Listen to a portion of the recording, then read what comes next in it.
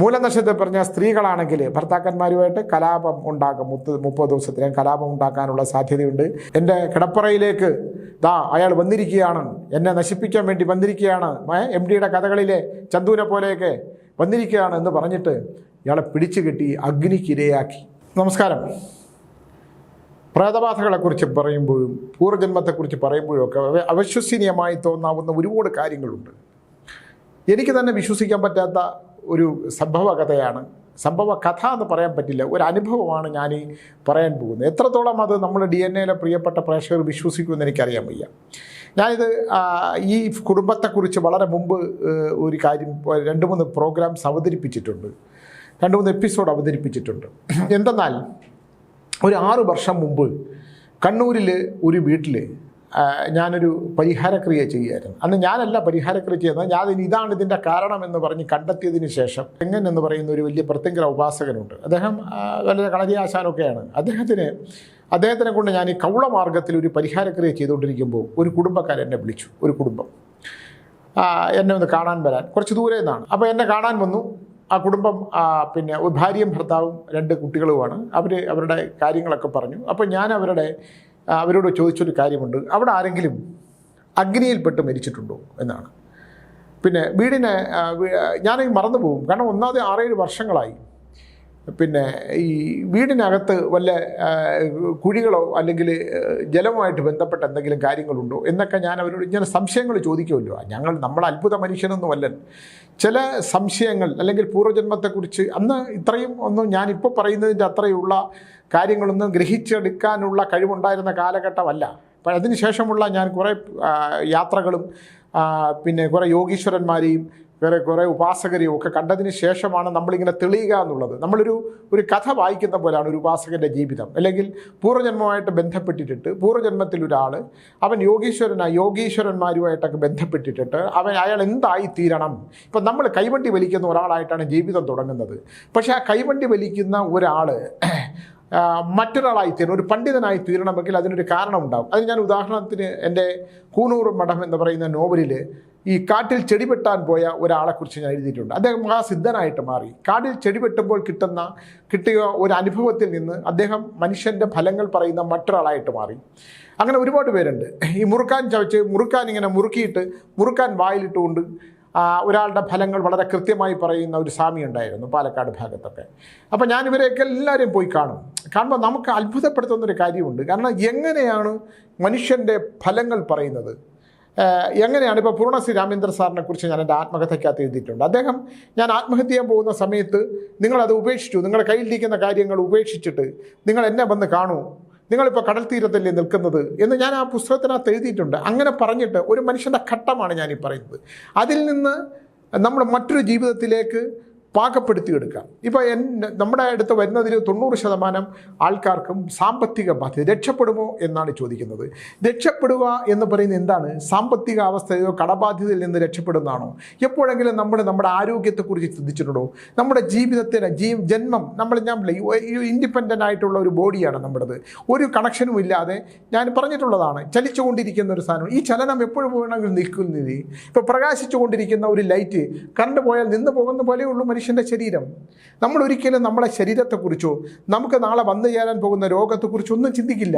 നമ്മൾ രക്ഷപ്പെടുക, സാമ്പത്തികമായി രക്ഷപ്പെടുക എന്നുള്ള ഒരൊറ്റ വരി മാത്രമേ ഒരു മനുഷ്യൻ്റെ ജീവിതത്തിനെ സംബന്ധിച്ചിടത്തോളൂ. അയാൾ രക്ഷപ്പെട്ടു കേട്ടോ. എങ്ങനെ രക്ഷപ്പെട്ടു? ഇപ്പം നല്ല പണമുണ്ട്, അയാൾക്ക് കടകളുണ്ട്, അയാൾക്ക് വ്യവസായമുണ്ട്, അയാൾക്ക് കാറുകളുണ്ട്. ഇതൊക്കെയാണ് ഒരാൾ രക്ഷപ്പെടുന്നത്. ഒരാൾ രക്ഷപ്പെടുന്നത് എങ്ങനെയാണ്? അയാളുടെ മനസ്സിൻ്റെ ശാന്തിയും സമാധാനത്തിലൂടെയാണ് ഒരാൾ രക്ഷപ്പെടുന്നത്. നിനക്ക് സമാധാനമായിട്ട് ഉറങ്ങാൻ പറ്റുന്നുണ്ടെങ്കിൽ അതാണ് നിൻ്റെ രക്ഷ, അല്ലേ? കുറേ പണം ഉണ്ടായെന്ന് വിചാരിച്ചിട്ട് സമാധാനമില്ലാത്ത മക്കളുണ്ടായിക്കഴിഞ്ഞാൽ വലുതുണ്ടോ? ഇല്ലേ? ചിലർ ജീവിക്കുന്നുണ്ട് ഇഷ്ടം പോലെ രാവിലെ മുതൽ 11 ഈ കഴിഞ്ഞ പ്രാവശ്യം ഒരാൾ എന്നെ വിളിച്ചിട്ട് പറഞ്ഞു, ഒരു ഭാര്യയെ വിളിച്ചിട്ട് കരയുവാണ്, സാർ എനിക്ക് ഇഷ്ടം പോലെ സ്വത്തുണ്ട് സ്വാമി, എല്ലാ സൗഭാഗ്യങ്ങളും ഉണ്ട്, പക്ഷേ എൻ്റെ ഭർത്താവാണ് എൻ്റെ പ്രശ്നം. എന്താണ്? അദ്ദേഹം നിങ്ങളെ തല്ലുവോ? ഇല്ല, തല്ലില്ല. അദ്ദേഹത്തിന് പരസ്ത്രീ ബന്ധമുണ്ടോ? ഇല്ല. പിന്നെന്താണ്? അദ്ദേഹം 11 മണി മുതൽ മദ്യപിക്കും. അങ്ങനെ മദ്യപിച്ച് ഭക്ഷണം കഴിക്കാതെ മദ്യപിച്ച് വൈകുന്നേരം 7 മണിയാവുമ്പം അദ്ദേഹം മദ്യത്തിൻ്റെ മറ്റൊരു ലോകത്തിലെത്തും. അദ്ദേഹം കിടന്നുറങ്ങും, ഭക്ഷണവും കഴിക്കില്ല. പക്ഷേ അദ്ദേഹത്തിൻ്റെ ബിസിനസ്സൊക്കെ അദ്ദേഹത്തിൻ്റെ സഹചാരികൾ നടത്തും. അപ്പോൾ അദ്ദേഹത്തിന് അതിലൊന്നുമില്ല, ചെക്കുകൾ മാത്രം ഒപ്പിട്ട് കൊടുക്കും. എന്താണ് ഒപ്പിട്ട് കൊടുക്കുന്നത്, എങ്ങനെയാണ് ബിസിനസ് നടക്കുന്നത് എന്നുള്ള കാര്യം അദ്ദേഹം അന്വേഷിക്കുന്നറിയില്ല. പക്ഷേ എനിക്ക് സാമ്പത്തികമായ ബുദ്ധിമുട്ടില്ല, പക്ഷേ എനിക്കൊരു ജീവിതമില്ല. എനിക്ക് എൻ്റെ ഭർത്താവിനെ എന്നെ ഒന്ന് ചേർത്ത് പിടിക്കത്തില്ല, എൻ്റെ കുട്ടികളുടെ വിവരങ്ങൾ അന്വേഷിക്കില്ല. അതിനൊക്കെ മാനേജർമാരാണ്. പക്ഷേ ഇഷ്ടം പോലെ സ്വത്തുണ്ട്. അദ്ദേഹത്തിൻ്റെ കുടുംബ സ്വത്തായിട്ട് കിട്ടിയ പാരമ്പര്യമായി കിട്ടിത്തന്ന ആ വ്യവസായ ഫാക്ടറികളിൽ നിന്ന്, അല്ലെങ്കിൽ പാരമ്പര്യമായി കിട്ടിയ സ്വത്തിൽ നിന്ന് അദ്ദേഹം മദ്യത്തിന് അടിമയായിപ്പോയി. എനിക്കൊരു ജീവിതമില്ല. എന്നെ ഒരു സിനിമയ്ക്ക് അദ്ദേഹം കൊണ്ടുപോകാറില്ല. എന്തെങ്കിലും വിശേഷ നീ പോയാൽ മതി, ഒരു കല്യാണത്തിന് അല്ലെങ്കിൽ ഒരു മരണത്തിന് ഒന്നും പുള്ളി പോകില്ല. അദ്ദേഹം ഒരു 11 മണിയാകുമ്പോൾ കുളിച്ച് റെഡിയായി കുറ്റപ്പനായി ഷർട്ടും ഒക്കെ ഇൻ ചെയ്തിട്ട് അദ്ദേഹം വീട്ടിൽ തന്നെ ഇരുന്ന് മദ്യപിക്കുവാണ്. എന്താണ് ജീവിതം? എങ്ങോട്ടാണ് രക്ഷപ്പെടാൻ? ഇങ്ങനെ കുടിച്ച് ഒരു ദിവസം ഈ ഉദരത്തിനകത്ത് ഉണ്ടാകുന്ന ഈ മദ്യം കൊടുക്കുന്ന ഒരു സംഘർഷം മാത്രമല്ല, മദ്യം കൊടുക്കുമ്പോൾ നമ്മൾ ഈ മറ്റുള്ളവരായിട്ടുള്ള ബന്ധങ്ങളൊന്നും അറിയില്ല. ഒരുപാട് മദ്യപാനികളുടെ ഭാര്യമാർ വിളിച്ച് കരയുകയും ഒരുപാട് ലഹരി പദാർത്ഥങ്ങൾക്ക്, കഞ്ചാവിനും ചരസിനും ഡ്രഗ്സ് ഇഞ്ചക്ഷനും ഒക്കെ അടിമയായിപ്പോയ ഒരുപാട് ചെറുപ്പക്കാരുടെ ഭാര്യമാരും അമ്മമാരും വിളിച്ചെന്നോട് വളരെ ദയനീയമായി അവർക്ക് നഷ്ടപ്പെട്ടു പോകുന്ന ജീവിതത്തിനെ കുറിച്ച് സംസാരിക്കാറുണ്ട്. യഥാർത്ഥത്തിൽ അത് രക്ഷപ്പെടലാണോ, ഒരു ജീവിതമാണോ? കുറച്ചു നേരത്തെ ലഹരിക്ക് വേണ്ടിയിട്ട് ഈ മദ്യപിക്കുമ്പോൾ നമ്മുടെ തലച്ചോറിലെ നാഗങ്ങൾ മുഴുവൻ നശിച്ചു പോയില്ലേ, ജഡാവസ്ഥയിലാകി പോയില്ലേ? ജീവിതമുണ്ടോ? ജീവിതമില്ല. ഞാനിത് പറയുന്നത് ഞാൻ രക്ഷപ്പെടുക എന്നുള്ളതാണ്. അപ്പോൾ ഞാൻ ഈ പറഞ്ഞു വന്നത്, ഈ പറഞ്ഞ കൂട്ടത്തിൽ ഞാൻ പറഞ്ഞു എന്നുള്ളതാണ്. എന്തെന്നാൽ ആ ഫാമിലിയിലെ ചെറുപ്പക്കാർ, ഭാര്യയും ഭർത്താവും ചെറുപ്പക്കാരും 2 മക്കളും എന്നെ കാണാൻ വന്നിരുന്നു. എന്നെ കാണാൻ വന്നപ്പോഴത്തേക്ക് ഞാൻ ചോദിച്ചു, അദ്ദേഹത്തിൻ്റെ ഈ കുട്ടിയുടെ മുഖത്തൊരു പാടുണ്ട്, പക്ഷെ അവൻ അതീവ ബുദ്ധിമാനാണ്. നമ്മളിപ്പം ഇവിടെ ഇരുന്ന് നമ്മൾ അവൻ്റെ കുടുംബത്തെക്കുറിച്ചൊരു കാര്യം പറഞ്ഞാൽ അവൻ ഇങ്ങനെ കമ്പ്യൂട്ടർ നോക്കിക്കൊണ്ടിരുന്നിട്ട് അതിന് മറുപടി പറയും. എന്നെ അത്ഭുതപ്പെടുത്തുന്ന, ഇല്ലെങ്കിൽ അത്ഭുതപ്പെടുത്തിക്കൊണ്ടിരിക്കുന്ന ഒരു കുട്ടിയാണവൻ. ഭയങ്കര ഇൻ്റലിജൻ്റ്, ഭയങ്കര ബുദ്ധിമാനാണ്. അവൻ്റെ രൂപം തന്നെ അവൻ ഏതോ ഒരു കാലത്ത് വളരെ ബുദ്ധിമാനായി ജീവിച്ചതാണ്. അപ്പോൾ അവൻ മറ്റുള്ളവരുടെ വസ്ത്രധാരണത്തിലും മറ്റുള്ളവരെ ബഹുമാനിക്കുന്നതിലൊക്കെ വളരെ വ്യക്തിത്വമുള്ളൊരു കുട്ടി. വലിയ പ്രായമില്ല, 10-11 വയസ്സ് പ്രായമേ ഉണ്ടാവുള്ളൂ. എന്തുകൊണ്ടാണ് ആ കുട്ടി അങ്ങനെ ആയത്? ഞാനിങ്ങനെ ആലോചിക്കണം, എന്തുകൊണ്ടാണ് ആ കുട്ടി അങ്ങനെ ആകുന്നത്? എന്തുകൊണ്ടാണ് കുട്ടി നല്ലത് മാത്രം ആശ്രയിക്കുന്നത്? അദ്ദേഹത്തിൻ്റെ അമ്മ ഒരുപാട് സിഗരറ്റ് വലിക്കും. ആ സിഗരറ്റ് വലിക്കുന്നത് തെറ്റാണെന്ന് ഇങ്ങനെ പറയുന്നത് എന്താണ്? എല്ലാ തെറ്റുകളും അദ്ദേഹം ചൂണ്ടിക്കാണിക്കുന്നത് എന്തുകൊണ്ടാണ്? സ്ത്രീ സൗഹൃദം. ഈ 11 വയസ്സുള്ള കുട്ടി സ്വന്തം സഹോദരിയുടെ വസ്ത്രധാരണത്തിൽ പോലും അമ്മ അത് മോശമാണ്, അവളോട് നല്ല വസ്ത്രം ധരിക്കാൻ പറയൂ, അവളുടെ ശരീരം മറച്ച് ജീവിക്കാൻ പറയൂ എന്ന് പറയുന്നത് എന്തുകൊണ്ടാണ്? എനിക്ക് വളരെ അത്ഭുതം തോന്നിയിട്ടുള്ള കുട്ടിയാണ്. അപ്പം ഞാനിങ്ങനെ ആലോചിക്കും, എന്തുകൊണ്ടാണ് ഈ കുട്ടി ഇങ്ങനെ സംസാരിക്കുന്നത്? അപ്പോൾ ഞാൻ അവരുടെ ഫ്ലാഷ് ബാക്ക് എടുത്തു. 100-200 വർഷം പഴക്കമുള്ള നാഗർകോവിൽ ഭാഗമാണ് അവരുടെ കുടുംബം. ഇത് വന്നത് ആ ഭാഗത്ത് അവരെ എന്തോ വീട്ടിൽ പോയിട്ട് അവരിങ്ങോട്ട് വന്നതാണ്, എന്നെ കാണാനായിട്ട് അന്ന് വന്നതാണ്. ഈ നാഗർകോവിലുള്ളൊരു ഭാഗമായിട്ട് ആ പഴയ തിരുവിതാംകൂറാണെന്ന് തന്നെ നമ്മളങ്ങോട്ട് ചിന്തിക്കുക. അപ്പം ഇത്രയും ബുദ്ധിമാനായ ഒരു കുട്ടി, ബുദ്ധിയുള്ള കുടുംബം, ഇവർക്ക് ഈ തറവാടുമായിട്ട് ബന്ധപ്പെട്ടിട്ടൊരു വലിയ വിഷയമുണ്ട്. അപ്പം ഇപ്പോൾ വരുമ്പോഴാണ് ഞാൻ ഈ കാലത്ത് ചോദിച്ചിരുന്ന പല കാര്യങ്ങളെക്കുറിച്ചും അവർക്ക് ഓർമ്മയുണ്ടാകുന്നത്. എന്നെ ബോധത്തിലേക്ക് അവരെ ചിന്തിപ്പിക്കുന്ന ചില ചോദ്യങ്ങൾ ചോദിച്ചു. ഞാൻ അന്ന് ചോദിച്ച ചില കാര്യങ്ങളെ അവരെന്നെ വീണ്ടും ഓർമ്മിപ്പിച്ചുകൊണ്ടിരിക്കുകയാണ്. അപ്പം ഞാൻ അന്ന് ചോദിച്ചൊരു ചോദ്യമുണ്ട്, നിങ്ങളുടെ കുടുംബത്തിലെ പൂർവികരാരെങ്കിലും ഇത്ര ആചാനുബാഹമായ ഒരാൾ തീപ്പൊള്ളലേറ്റ് മരിച്ചിട്ടുണ്ടോ? തീപ്പൊള്ളലേറ്റ് മരിക്കുക, വെന്ത് മരണം പിന്നീടാണ് സംഭവിക്കുന്നത്. ഇന്ന് ആലോചിച്ച് നോക്കൂ, ഒരാളെ നമ്മൾ അടക്കം ചെയ്ത് ശരീരം വെന്ത് തുടങ്ങുമ്പോൾ അയാൾ എഴുന്നേൽക്കുക. ഒന്ന് ആലോചിച്ചു, ഒരു മനുഷ്യൻ്റെ ഏറ്റവും ഭീകരമായ അവസ്ഥ. അല്ലെങ്കിൽ ഒരാളെ കെട്ടിയിട്ടിട്ട് തീ വയ്ക്കുക.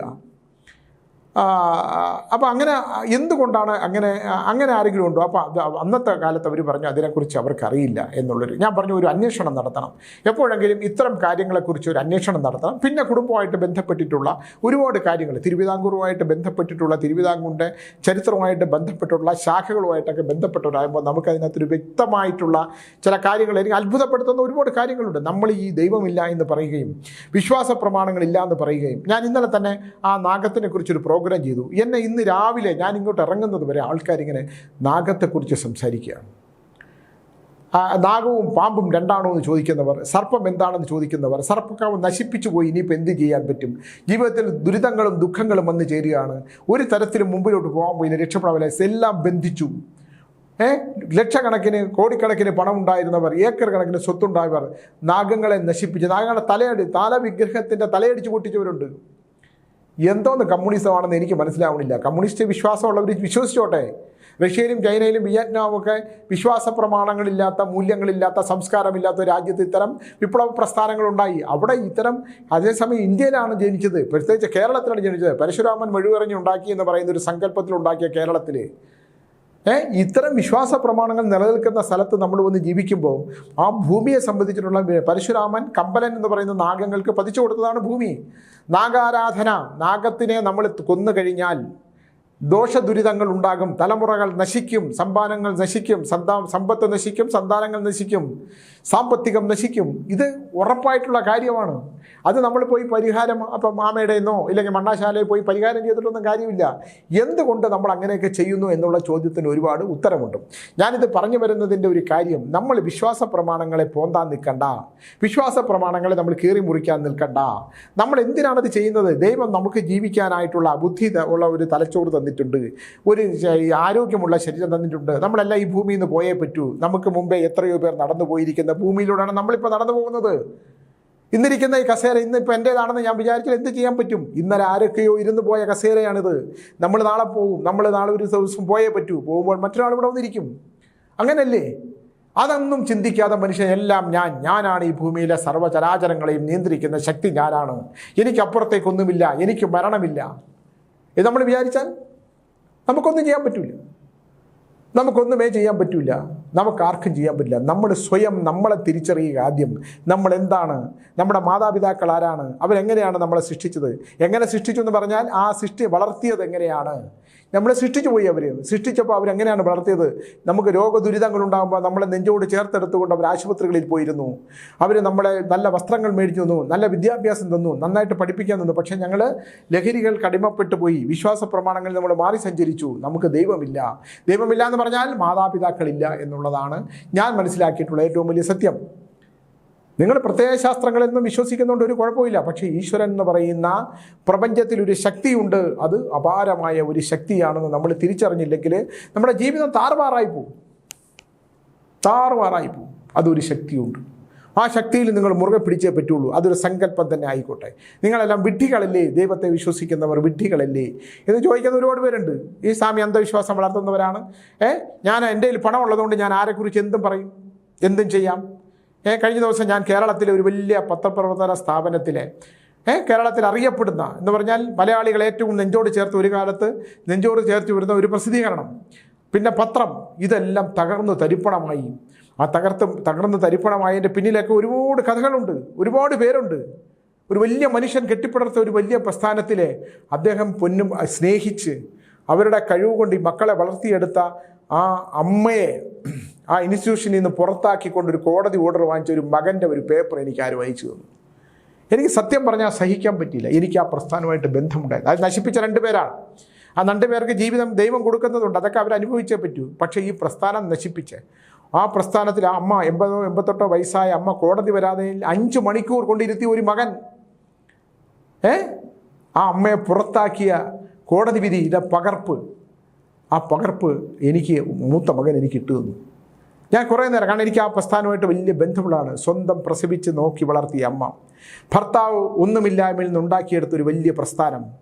ആ പ്രസ്ഥാനത്തിൽ അദ്ദേഹം ജീവിച്ചിരിക്കുന്ന കാലം വരെ രാജകുമാരിയെപ്പോലെ മഹാറാണിയെപ്പോലെ ജീവിച്ചൊരമ്മ.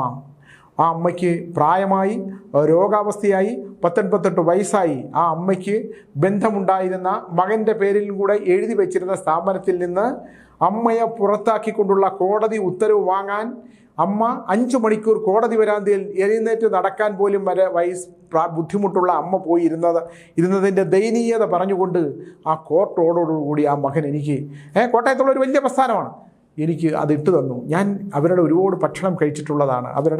അവിടെ പോയി ജോലി ചെയ്തപ്പോൾ ഞാൻ അവിടെ എഴുതിയിട്ടുണ്ട്, അവരുടെ പരസ്യങ്ങൾ ചെയ്തിട്ടുണ്ട്. എന്ന പരസ്യം ഉണ്ടായിരുന്ന കാലത്ത് അന്ന് എനിക്ക് അവരുമായിട്ട് ബന്ധപ്പെട്ട് ജീവിച്ചപ്പോൾ ആ പ്രസ്ഥാനത്തിൻ്റെ തകർച്ച, 2 പേരാണ് അതിൻ്റെ തകർച്ചയുടെ പ്രധാനപ്പെട്ട കാരണങ്ങൾ. ഒരു കുപ്രസിദ്ധനായ പത്രക്കാരനുമൊക്കെയാണ്. അത് നമുക്കിനിയിപ്പോൾ പറഞ്ഞിട്ട് കാര്യമില്ല. കാരണം അത് അവരാൽ നശിക്കപ്പെടണം. നമ്മൾ സൂക്ഷ്മതയോടുകൂടി കാര്യങ്ങൾ ചിന്തിച്ചില്ലെങ്കിൽ ഇത്തരമുള്ള പ്രസ്ഥാനങ്ങൾക്ക് നാശം സംഭവിക്കും. നമ്മൾ അടുത്തു കൂടുന്നവർ, നമുക്ക് സമ്പത്തുണ്ടാകുമ്പോൾ, നമുക്ക് പ്രഭാവലയം ഉണ്ടാകുമ്പോൾ അതിൻ്റെ തൊഴുതു നിൽക്കുന്നവർ പലരും അതാരാണ്? ഭക്തന്മാരാണോ അതോ പൂർവ്വജന്മ ശത്രുക്കൾ പൊയ്മുഖമണിച്ച് മുഖം മൂടി അണിഞ്ഞ് വന്നതാണോ എന്ന് നമ്മൾ ചിന്തിച്ചില്ലെങ്കിൽ നമുക്ക് സർവനാശം സംഭവിക്കുന്നതിൻ്റെ ഏറ്റവും വലിയ തെളിവാണത്. അല്ലേ? ഏറ്റവും വലിയ തെളിവാണ്. നമ്മൾ മംഗളകരമായി ജീവിച്ചിട്ട് കാര്യമില്ല, എല്ലാം മംഗളമാണ് എന്ന് നമ്മൾ വിചാരിച്ചിട്ട് കാര്യമുണ്ടോ?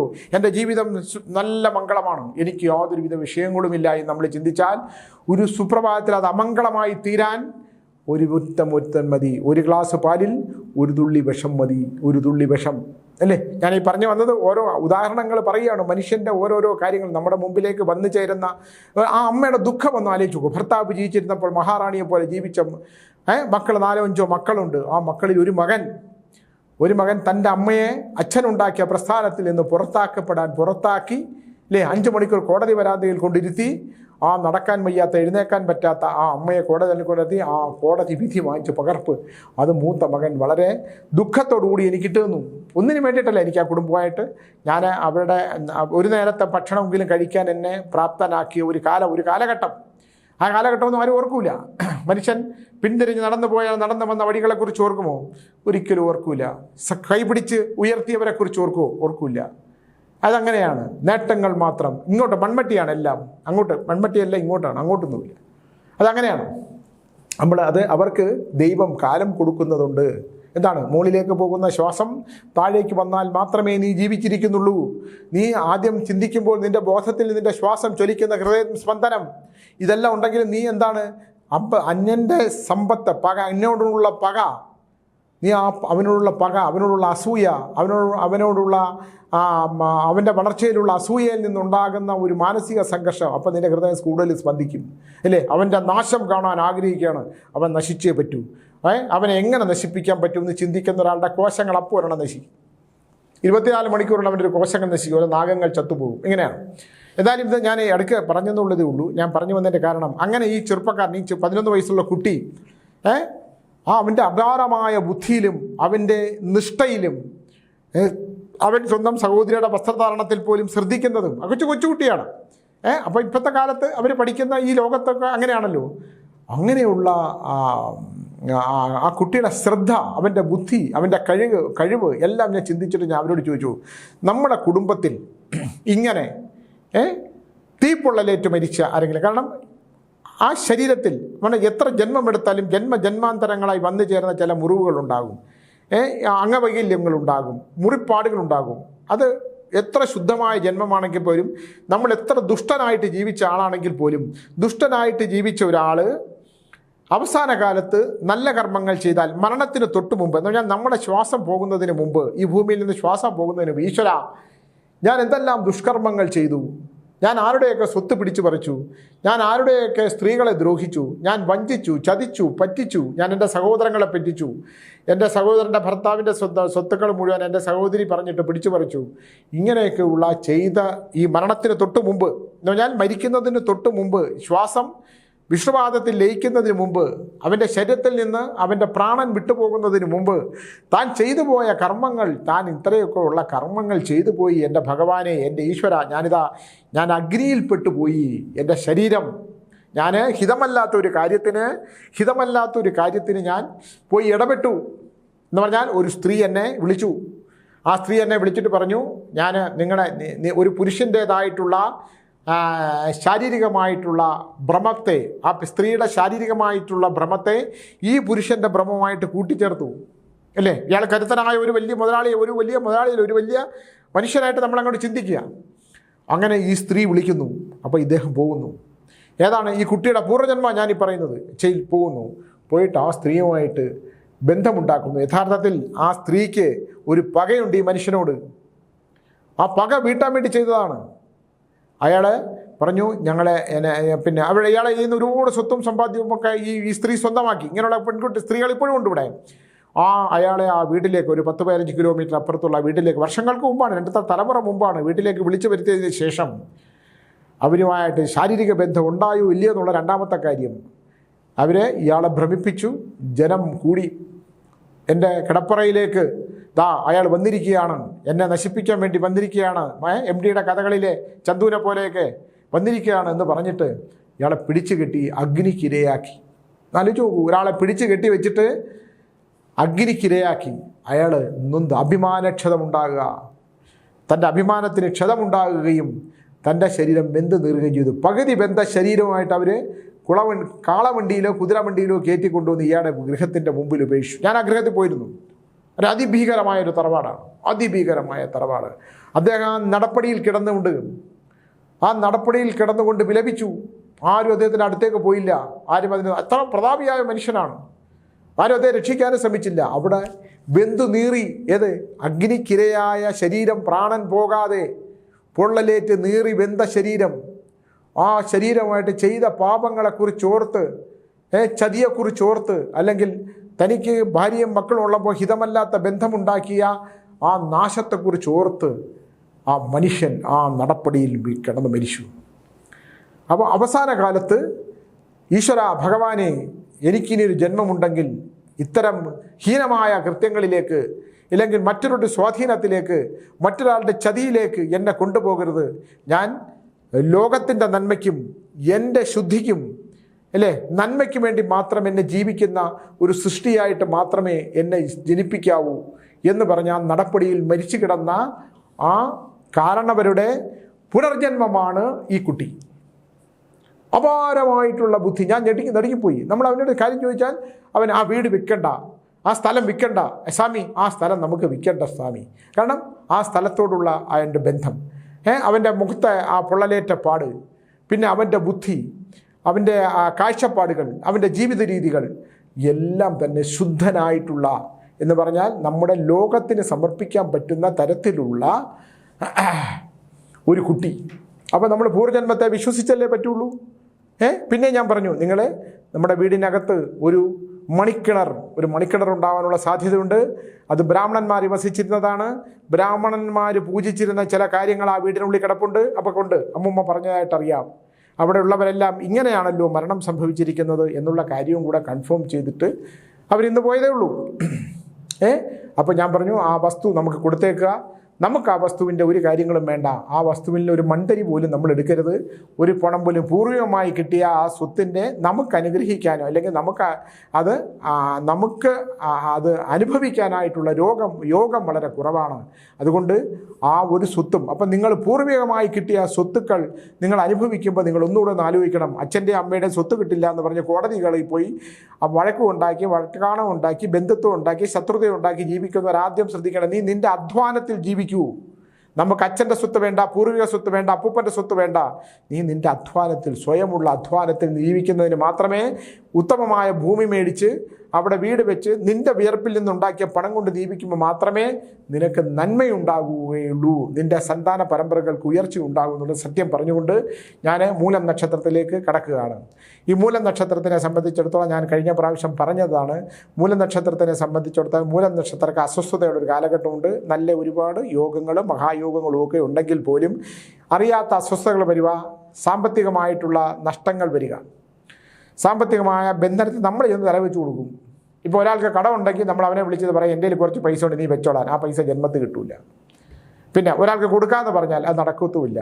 മൂലനക്ഷത്രത്തിൽ പറഞ്ഞാൽ സ്ത്രീകളാണെങ്കിൽ ഭർത്താക്കന്മാരുമായിട്ട് കലാപം ഉണ്ടാകും. 30 ദിവസത്തിനും കലാപം ഉണ്ടാക്കാനുള്ള സാധ്യതയുണ്ട്. കലാപം ഉണ്ടാകാതിരിക്കാൻ ശ്രദ്ധിക്കണം. തലമുടികൾ ഉണ്ടെങ്കിൽ അത് പൊഴിഞ്ഞു പോകുന്ന കാലഘട്ടം. സർപ്പദോഷത്തിന് പരിഹാരങ്ങൾ ചെയ്യണം. ഹനുമാൻ ക്ഷേത്രത്തിൽ പോകുന്ന മൂലനക്ഷത്രക്കാരുണ്ടെങ്കിൽ ഹനുമാൻ സ്വാമിക്ക് സുചീന്ദ്രൻ, കേരള തിരുവനന്തപുരത്തിൻ്റെ ഭാഗത്തൊക്കെ ഉള്ളതാണെങ്കിൽ സുചീന്ദ്രൻ ചേർത്ത് വെറ്റിലയും വടമാലയും ഹനുമാൻ ക്ഷേത്രത്തിൽ സ്ഥാപിച്ചാൽ കൊടുത്താൽ അവിടെ അത് സമർപ്പിച്ചാൽ ഉണ്ടാകുന്ന വ്യത്യാസം ഉണ്ടാകും. അയ്യപ്പ ക്ഷേത്രത്തിൽ പോകാം. വേറെ പരിഹാരങ്ങളായിട്ടൊന്നും വേണ്ടെങ്കിൽ പോലും ജീവിതത്തിലൊന്ന് ശ്രദ്ധിക്കേണ്ടത് പോലെ ഒരു ശ്രദ്ധ ഉണ്ടാകുന്ന വളരെ നല്ലത്. ഒന്ന് ശ്രദ്ധിക്കണം. ജീവിതത്തിൽ വാഹനാപകടങ്ങൾ ഉണ്ടാകത്തില്ല, പക്ഷേ വാഹനങ്ങളിലേക്ക് നമ്മൾ ചെന്ന് കയറുന്ന അശ്രദ്ധ കൊണ്ട് വാഹനാപകടങ്ങൾ ഉണ്ടാകാനുള്ള സാധ്യത, വാക്കുകൾ അശ്രദ്ധമായി ഉപയോഗിച്ച് ദോഷങ്ങൾ ഉണ്ടാകാനുള്ള സാധ്യത, ഇത്തരം സാധ്യതകളൊക്കെ ഉള്ളത് കൊണ്ട് ഒന്ന് ശ്രദ്ധിച്ചു കഴിഞ്ഞാൽ മൂലനക്ഷത്രക്കാർക്ക് ഈ 30 ദിവസം അങ്ങോട്ട് കടന്നു കയറാം. അച്ഛനമ്മമാർ ഉണ്ടെങ്കിൽ, മരിച്ചിട്ടില്ലെങ്കിൽ അവർക്ക് വസ്ത്ര അവരെ പ്രീതിപ്പെടുത്തുന്ന, അവരെ സന്തോഷിപ്പിക്കുന്ന എന്തെങ്കിലും ചെറിയ കാര്യങ്ങൾ ചെയ്താൽ ചെറിയ ചെറിയ ബുദ്ധിമുട്ടുകളിൽ നിന്ന് മൂലനക്ഷത്രക്കാർക്ക് പരിഹാരം ഉണ്ടാകും എന്ന് പറഞ്ഞുകൊണ്ട് നിർത്തുന്നു. നന്ദി, നമസ്കാരം.